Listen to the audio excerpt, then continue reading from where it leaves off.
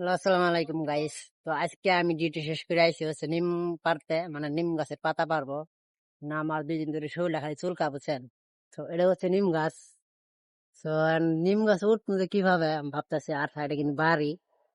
তো কিভাবে যে উঠবো, মানে আমি শরম পাইতেছি আর। তো আপনারা এখন কিভাবে উঠান যা, ওই ছোট রাস্তা। কষ্ট মষ্ট করে গাছে উঠছি। তো এখন ডাল পাড়া দেখ, ডাল বাড়ি, তারপর আপনার সাথে কথা বলছি।